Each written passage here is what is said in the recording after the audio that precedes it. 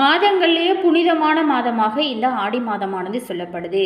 ஆடி மாதம் தெய்வ வழிபாட்டிற்குரிய ஒரு மாதமாக சொல்லப்படுது. அது மட்டும் இல்லாமல் தட்சிணாயனம், உத்தராயணம் ஆகிய இது எல்லாமே கூடக்கூடிய மாதம் அப்படிங்கிறதுனால தான் இந்த மாதம் தெய்வ வழிபாட்டிற்கும் சரி, விரதம், நேர்த்தி கடன் செய்வதற்கும் உரிய ஒரு மாதம் அப்படிங்கிறதுனால தான் இந்த மாதம் தெய்வ வழிபாட்டிற்குரிய ஒரு மாதம் அப்படின்னு சொல்கிறோம்.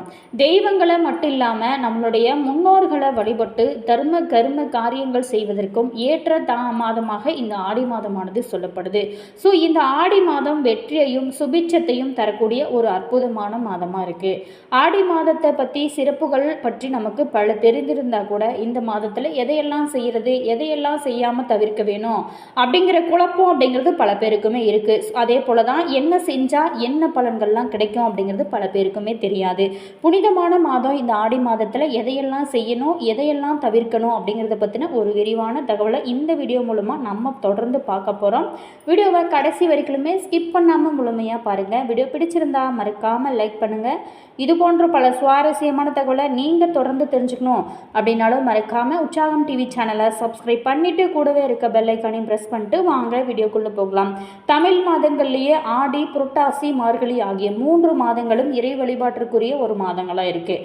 இதில் மார்கழி பெருமாள் வழிபாட்டுக்கு ரொம்ப ரொம்ப உகந்தது. புரட்டாசி மாதத்தோட ஒரு பாதி பித்ரு வழிபாட்டுக்கும் மறுபாதி நவராத்திரி என்று அம்மன் வழிபாட்டிற்கு உரியது. ஆடி மாதம் அப்படிங்கிறது கிட்டத்தட்ட அம்மன் வழிபாட்டிற்கு உரியது அப்படின்னு சொல்லுவாங்க. மேலுமே ஆடி மாதத்தை கடக மாதம் அப்படின்னு சொல்லுவாங்க. அதனால தான் இந்த மாதத்தில் சக்தி வழிபாடு ரொம்ப ரொம்ப சிறப்புடையதாக இருக்குது.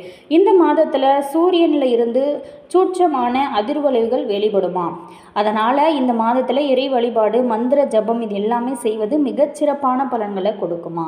இந்த மாதத்தில் இறை வழிபாட்டினை செய்வதன் மூலம் அது பல மடங்கு பலனை நமக்கு கண்டிப்பாக கொடுக்கும். ஸோ எந்த விஷயங்கள்லாம் செய்யணும், எப்படி செய்யணும், எப்படி செய்யக்கூடாது, என்ன விஷயங்கள்லாம் செய்யக்கூடாது அப்படிங்கிறத பற்றின ஒரு விரிவான தகவலை நம்ம இந்த வீடியோ மூலமாக பார்க்க போகிறோம்.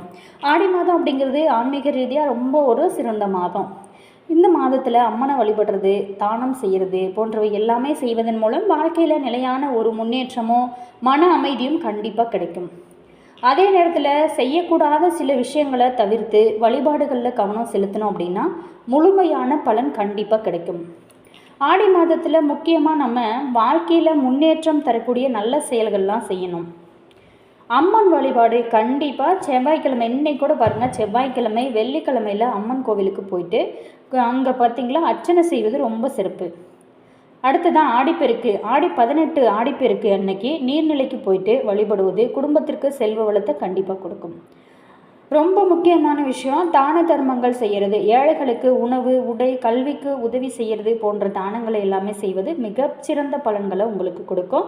இது போன்ற பல சுவாரஸ்யமான தகவலை நம்ம தொடர்ந்து இந்த வீடியோ மூலமாக பார்க்கலாம். அதுக்கு முன்னாடி உங்களுக்கு ஜோதிட ரீதியாக ஏதாவது சந்தேகங்கள் இருக்குது அல்லது உங்களோட வாழ்க்கையில் இருக்கக்கூடிய பிரச்சனைகளுக்கு ஏதாவது தீர்வு வேணும் அப்படின்னு நினைக்கிறவங்க இந்த வீடியோக்கும் கீழே பாருங்கள்.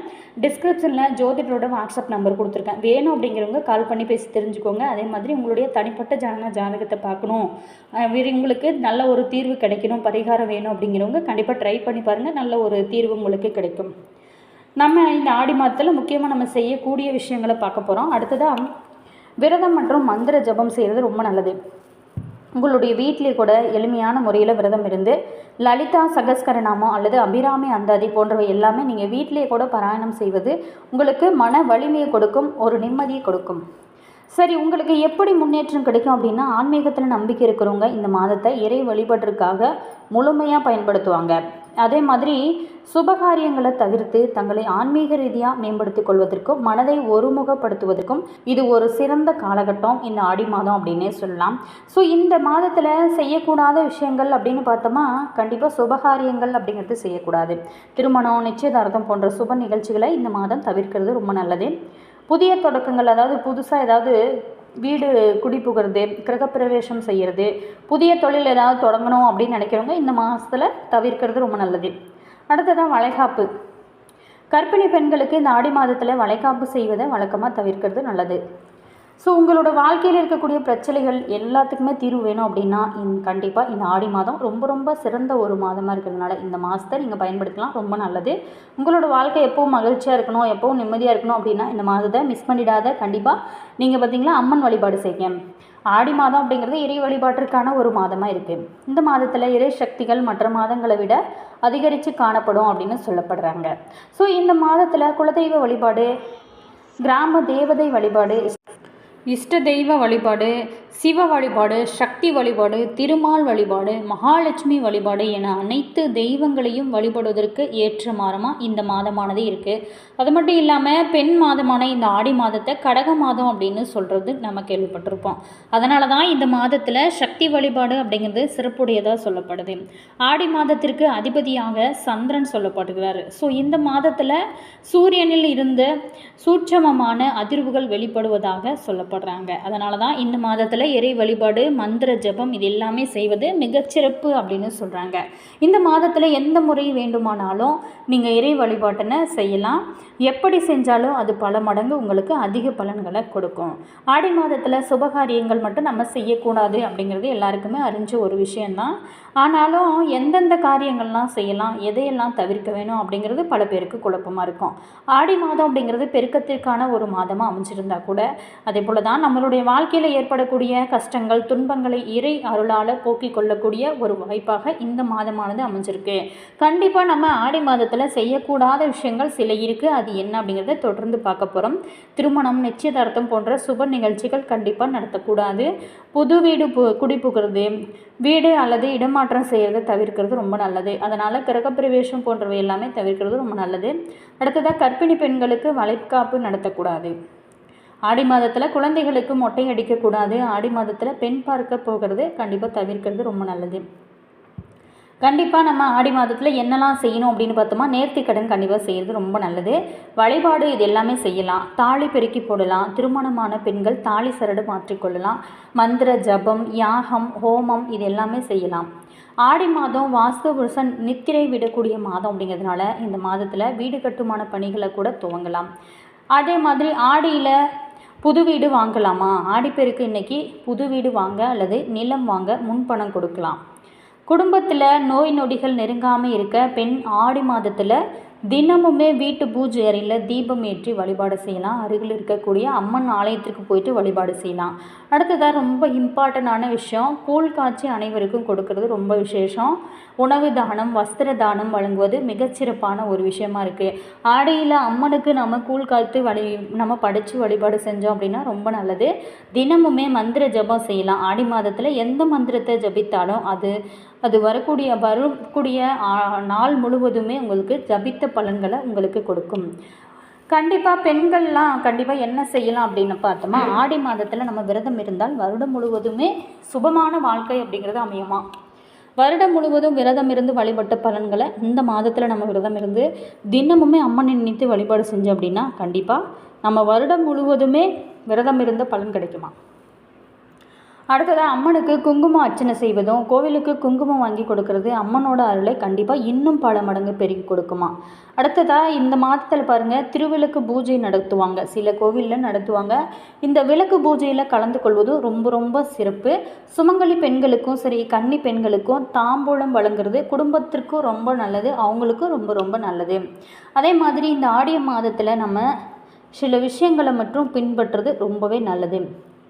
2026ஆம் ஆண்டு ஆடி மாதம் ஜூலை 17ஆம் தேதி துவங்கியிருக்கு. இந்த ஆடி மாதம் அம்மன் வழிபாட்டிற்கும் இறை வழிபாட்டிற்கும் உரிய ஒரு மாதம் அப்படிங்கிறது எல்லாருக்குமே தெரிஞ்ச ஒரு விஷயந்தான். ஆடி மாதத்தில் நம்ம கட்டாயமாக செய்யக்கூடாத விஷயங்கள், முக்கியமான விஷயங்களை நம்ம பற்றி பார்த்தோம். ஆடி மாதத்திற்கு ஒரு பழமொழியுமே இருக்குது, ஆடி காற்று அம்மையும் பறக்கும், ஆடி பட்டம் தேடி விதை அப்படின்னு சொல்லுவாங்க நம்மளுடைய முன்னோர்கள்.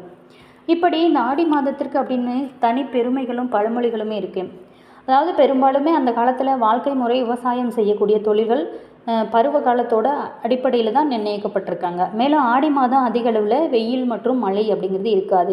ஆனால் இந்த காலகட்டங்களில் காற்றில் பரவக்கூடிய அந்த நோயோட தாக்கம் அதிக அளவில் இருக்கிறதுனால ஆடி மாதம் முழுவதும் நம்மளுடைய உடல் ஆரோக்கியத்தை பாதுகாப்பது அவசியமான ஒரு விஷயமா இருக்குது. ஸோ இப்படி ஆடி மாதம் விதை விதைப்பதற்கான ஒரு மாதமாக இருக்குது. இது விவசாயிகளுக்கு மிகவும் முக்கியமான ஒரு காலகட்டமாக இருக்கிறதுனால பிற சுபகாரியங்களுக்கு நாம் மிகப்பெரிய அளவில் முக்கியத்துவம் கொடுக்கறதில்ல. ஆடி மாத தொடக்கத்திலே வெயிலோட தாக்கம் குறைய துவங்கக்கூடிய, அதனால் பருவநிலை மாற்றம் நமக்கு ஒரு சில நோய்கள் தொற்றுகளை கொடுக்கக்கூடும். அப்படியாக ஆடி மாதத்தில் நம்ம என்ன செய்யலாம், என்ன செய்யக்கூடாது அப்படிங்கிறத பார்த்தோம். ஆடி மாதம் நம்ம கர்ப்பிணி பெண்களுக்கு வளைகாப்பு நடத்தக்கூடாது. அதே மாதிரி இந்த ஆடி மாதம் அப்படிங்கிறது ஆடி மாதத்தை பொறுத்த வரைக்குமே பெண் பார்க்க செல்வதை முக்கியமாக தவிர்க்கிறது ரொம்ப நல்லது. இப்படி ஒவ்வொரு விஷயத்துக்கும் இந்த ஆடி மாதத்தில் ஒவ்வொரு விஷயத்திற்கும் ஒவ்வொரு இது இருக்குது அப்படின்னு சொல்லலாம். தமிழ் மாதங்கள்லேயே ரொம்ப ரொம்ப முக்கியமான மாதமாக இந்த மாதமானது இருக்குது. ஆடி அமாவாசை முன்னோர்களை நினைச்சு வழிபடுவோம். இது ரொம்ப முக்கியமான நாளாக இருக்குது. இந்த நாளில் தகுதியுள்ளவங்க, அதாவது தர்ப்பணம், பித்ரு வழிபாடு, அன்னதானம் செய்கிறது ரொம்ப நல்லது. முன்னோர்களோட ஆசீர்வாதம் கிடைப்பதன் மூலம் குடும்பத்தில் ஒற்றுமையும் நல்ல ஒரு முன்னேற்றம் கண்டிப்பாக கிடைக்கும். மேலுமே தடைகள் அனைத்துமே நீங்கி உங்களுடைய வாழ்க்கை எப்போவுமே சிறப்பாக இருக்கும். ஆடிப்பூரம் ஆண்டாள் நாச்சியாரின் அவதார தினமாக கொண்டாடப்படுறோம். ஸோ இந்த நாளில் ஆண்டாள் மகாலட்சுமி வழிபட்டு பெண்கள் வளையல், மஞ்சள், குங்குமம், புடவை இது எல்லாத்தையுமே சமர்ப்பித்து பூஜை செய்வாங்க. திருமணத்தடை இப்படி செய்கிறதுனால என்ன நடக்கும் அப்படின்னா திருமணத்தடை நீங்கும், குடும்பத்தில் மகிழ்ச்சி நிலவும். இந்த வழிபாடானது செய்வாங்க. அடுத்தது ஆடி மாதம் முழுவதும் வீட்டில் காலை மாலை என 2 நேரமும் தீபம் ஏற்றி லலிதா சகஸ்கரநாமம், அபிராமி அந்தாதி, துர்கை அஷ்டோத்திரம், மகாலட்சுமி அஷ்டகம் போன்ற ஸ்தோத்திரங்களை பாராயணம் செய்வது ஆன்மீக அமைதியை கொடுக்குமா. கோவில்களுக்கு போயிட்டு தரிசனம் செய்வது, அன்னதானம், உடைதானம், கல்வி உதவி போன்ற தான தர்மங்கள் செய்வது இந்த மாதத்தில் செய்கிறது இன்னும் ரொம்ப நல்லதாக சொல்லப்படுது. அதே நேரத்தில் ஆடி மாதத்தில் கடைபிடிக்கக்கூடிய சில பழக்க வழக்கங்கள் இந்த காலகட்டத்தில் குடும்ப மரபுகளுக்கும் ஏற்று மாறுபடலாம். எனவே தாங்கள் குடும்ப மரபு அதே மாதிரி உங்களோட நம்பிக்கையின்படி வீடியோ பிடிச்சிருந்தால் மறக்காமல் லைக் பண்ணுங்கள், கமெண்ட் பண்ணுங்கள், ஷேர் பண்ணுங்கள். இது போன்ற பல சுவாரஸ்யமான தகவலை நீங்கள் தொடர்ந்து தெரிஞ்சுக்கணும் அப்படின்னாலும் மறக்காமல் உற்சாகம் டிவி சேனலை சப்ஸ்கிரைப் பண்ணிவிட்டு கூடவே இருக்க பெல்லைக்கானையும் ப்ரெஸ் பண்ணிக்கோங்க. மொத்தத்தில் இந்த ஆடி மாதம் பக்தி, தானம், தர்மம், ஆன்மீக சிந்தனையை வளர்க்கக்கூடிய ஒரு புனிதமான காலகட்டமாக இருக்குது. ஸோ இந்த மாதத்தில் இறை நம்பிக்கையுடன் நல்ல செயல்களை செய்வது, மன தூய்மையோடு வாழ முயற்சிப்பது அதனோட உண்மையான சிறப்பு. பக்தியோடு வழிபடுவதன் மூலம் மன அமைதி, குடும்பத்தில் ஒற்றுமை, இறையருள் மூன்றுமே உங்களுக்கு ஒருங்கே கிடைக்கும். வீடியோ பிடிச்சிருந்தால் மறக்காமல் லைக் பண்ணிக்கோங்க. Always thank you. உங்களோட கருத்து என்ன அப்படிங்கிறத மறக்காமல் கமெண்ட்ஸில் சொல்லுங்கள்.